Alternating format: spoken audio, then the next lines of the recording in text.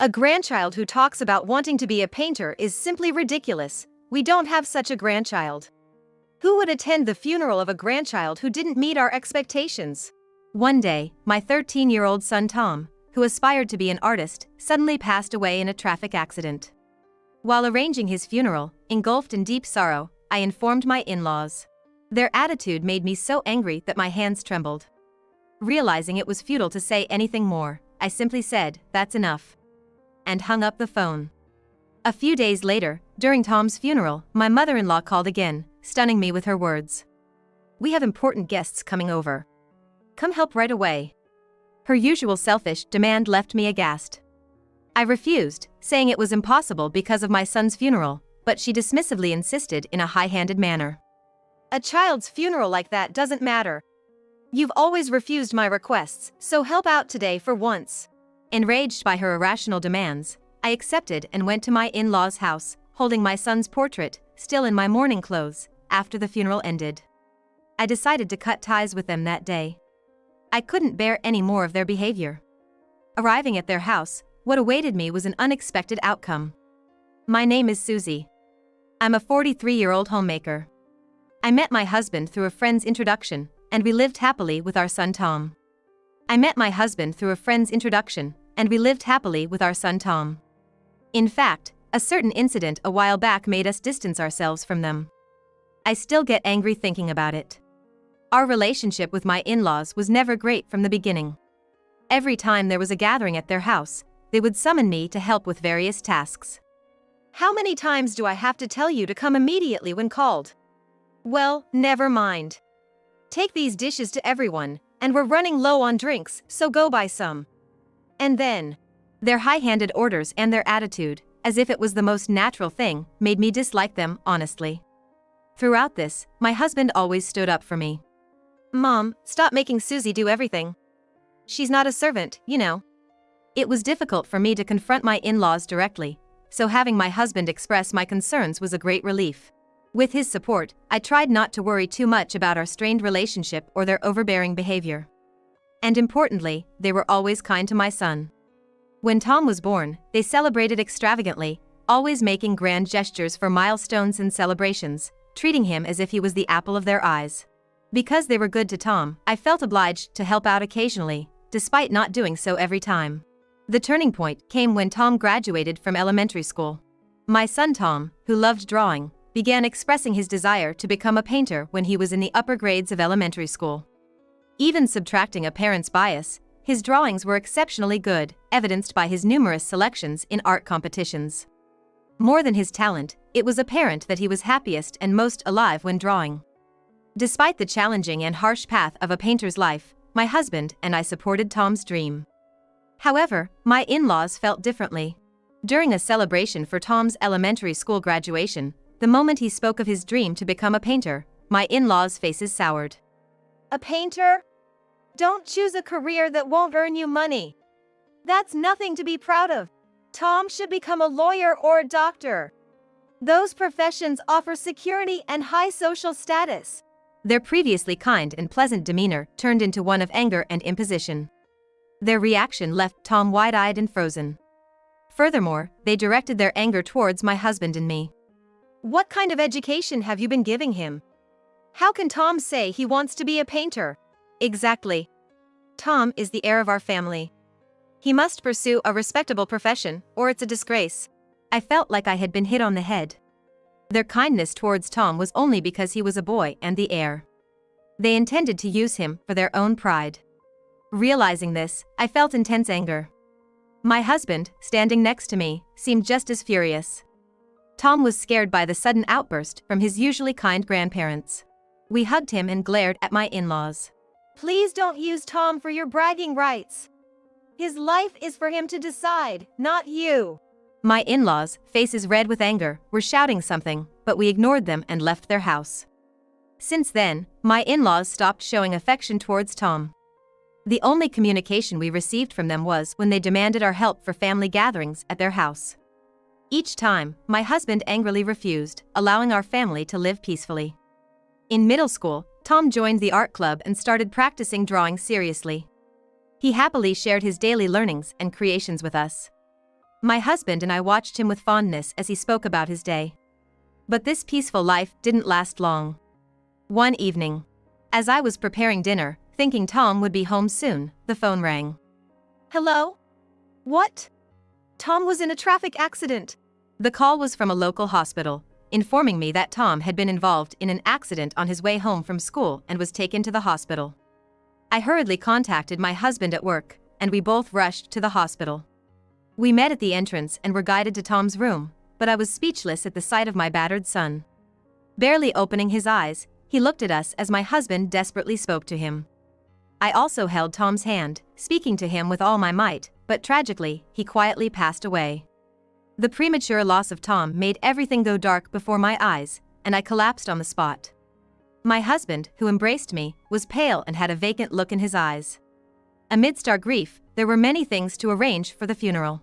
But during the hospital staff's explanation, my husband collapsed due to the overwhelming shock and was admitted to the hospital. I had to stay strong at least until the funeral. I felt like collapsing myself, but I resolved to be strong and composed. After setting the funeral date with the funeral home, I contacted family and the school. Everyone expressed their sadness and wished to attend the funeral. I was hesitant about contacting my in-laws. Even if we are almost estranged, they are still family. Should I contact them? But fearing repercussions, I called them after a long time. "Oh, what a rare call from you," my mother-in-law said snidely. I held back my retort and informed her of Tom's death and the funeral date. Her response was shocking. "What? I don't have a grandson like that." Excuse me? I was speechless at her words. Then I heard my father-in-law's voice, likely on speakerphone. Both of them speaking in a tone that seemed mockingly cheerful. "A grandson who wants to be a painter? We don't have one, do we?" "Right. So, he died? Well, who would attend a funeral for a grandson who didn't meet our expectations? Just handle it yourselves." Their words shook me with anger. How could they speak like that about a grandson who didn't conform to their expectations? My husband and I were heartbroken, and he had even collapsed from shock. Yet, they seemed indifferent, even taking delight in my husband's hospitalization, saying it was a punishment for being a disobedient son. Listening to my in-laws, I was on the verge of exploding with rage, but I took a deep breath and calmed myself down. Realizing arguing with them was futile, I simply said, "Fine," and hung up. A few days later, we held Tom's funeral as planned. Many people came to bid farewell to Tom, and their presence warmed my heart amidst the unbearable sorrow.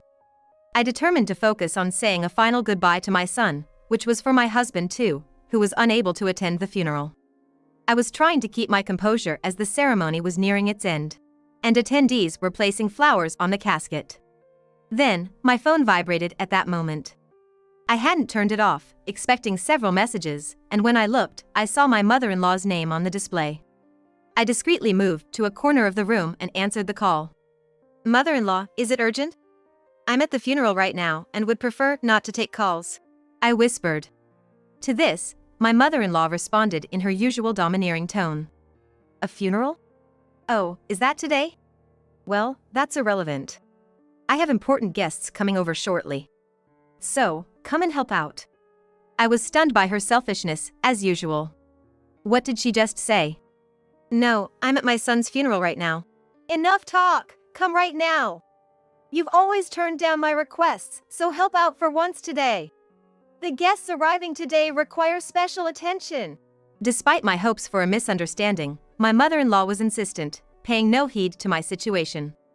Drained of energy and time to argue, I decided this would be my last encounter with my in-laws and told her I'd come after the funeral. After managing to get through the burial and saying goodbye to the attendees, I headed to my in-laws' house in my mourning clothes, holding my son's portrait. When I rang the doorbell, my mother-in-law appeared, looked at me, and scolded. "You came dressed like that. How insensitive." "Well, never mind, the guests are here, so get to work." Ignoring my son's portrait, she turned away. Seeing her attitude, I realized she only saw me and my son as conveniences and headed to the living room, determined. "Come to the kitchen, not the living room. You can't be seen by the guests like that." Despite her calls, I opened the living room door. The guests, friends of my in-laws, were surprised by my sudden entrance and stared at me, dressed in mourning clothes, holding the portrait. After a brief silence, one guest, gazing at the portrait, asked, "Tom, is that you?" Shocked to hear my son's name, I turned towards the voice and was further surprised. "Could you be Mr. Smith?" The man was a kind neighbor who had taught my son painting years ago and whom my son adored. He had always been kind, answering my son's questions and indulging in his painting sessions. He had praised my son's talent, believing he'd become a great painter. Sadly, he had moved away last year, and my son had missed him, but he had kept painting, believing in their future reunion. I had wanted to inform this neighbor of my son's passing but lacked the means. Meeting him here was unexpected. As I was processing my thoughts, the other guests asked him, "Mr. Smith, do you know her?" Wondering if he was someone important. I was about to ask when my mother-in-law interrupted. Susie, I told you to come to the kitchen. This man is a very famous painter. It might be hard for someone as rude as you, but please be careful not to offend him. Only then did I realize that this neighbor, friendly with my son, was a painter. Neither my husband nor I knew much about painting, so we hadn't realized his significance. So that was the case. "I apologize for not realizing you were professionally mentoring him," I said, shaking hands with him even though it felt a bit late. But instead of focusing on that, he asked with a trembling voice, "Tom has passed away?" His face was filled with sorrow. I nodded in response. "My son died in a car accident a few days ago. Today was his funeral, but my in-laws, who never accepted his dream of becoming a painter, didn't attend. Instead, they called me during the funeral, demanding I come help out immediately. That's why I am here today, to cut ties with them along with my son." As I spoke deliberately and calmly, everyone present, except my in-laws, looked at them in disbelief. My in-laws, on the other hand, were flustered, contorting their faces and unnerved by the cold stares from their friends. "What are you talking about, Susie? We had no idea today was Tom's funeral. We would never do such a thing." My father-in-law stammered in a panic. Amidst his excuses, the painter stood up and said, "Enough." He then stared coldly at my in-laws and said dismissively, "Excuse me, but I must leave." The in-laws and their friends tried to stop him from leaving, but he shrugged off their hands. "It's clear who is lying between you and Tom's mother. I am disappointed in you. Please, do not involve me in your affairs anymore." His words left the room frozen. Seizing the moment, I turned to my in-laws and said firmly, "As of today, I am severing ties with you. Please, do not contact me or my husband ever again." After glaring at my stunned in-laws, I left their house. A few days later, my husband's health improved, and we returned to our home. We prayed in front of Tom's portrait, mourning him together since my husband couldn't attend the funeral. Then the doorbell rang. It was Mr. Smith, our former neighbor and the painter.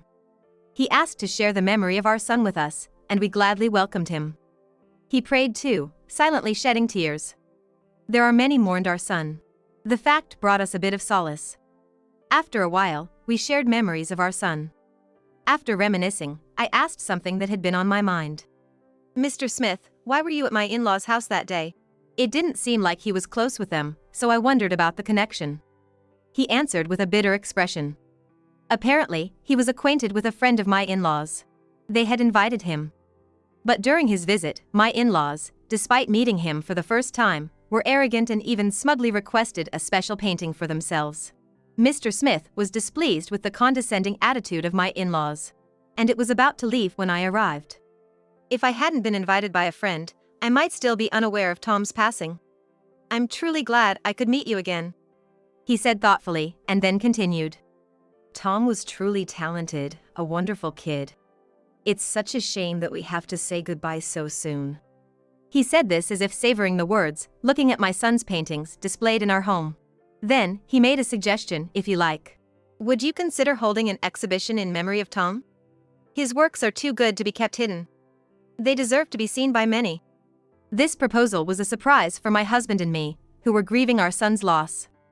At first, we were taken aback. But remembering Tom's wish to have his paintings seen by many, we decided to go ahead with the exhibition. With Mr. Smith's help, we organized a memorial exhibition at the local community center.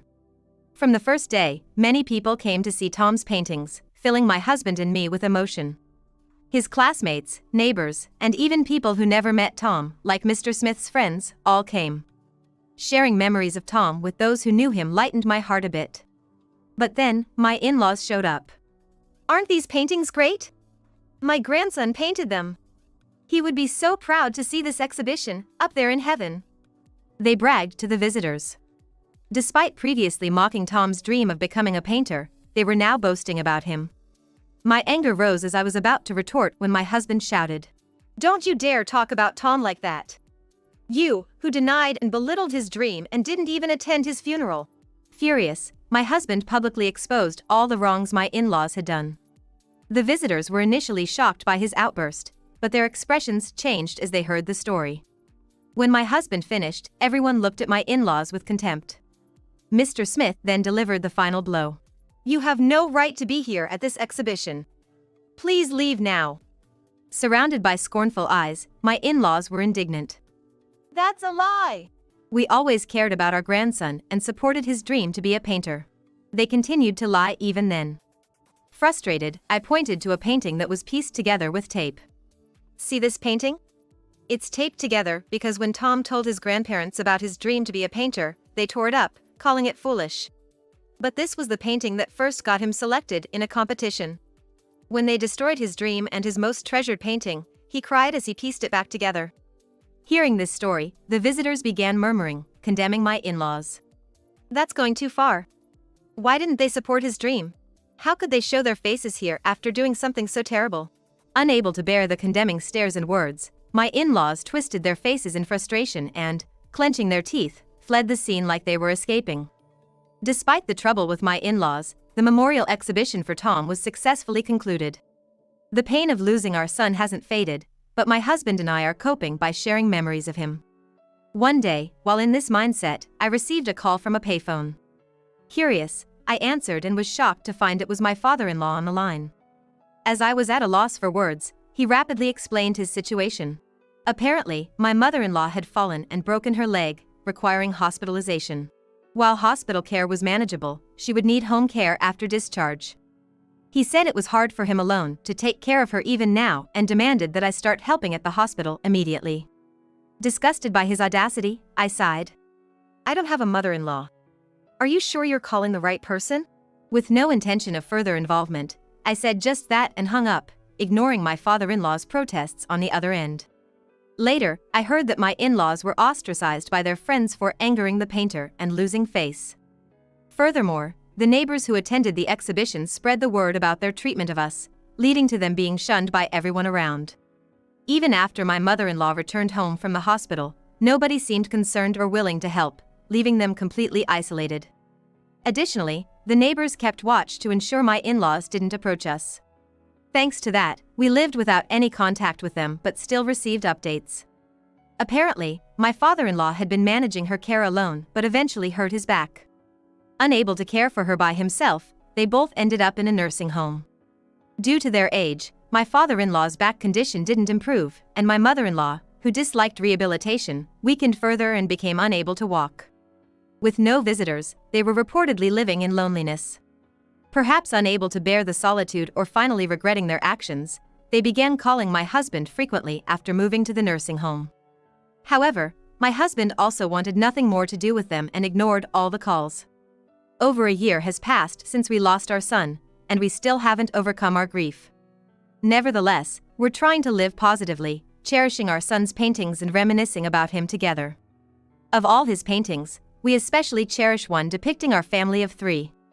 I've placed it in the most visible spot in our living room and pay my respects every morning.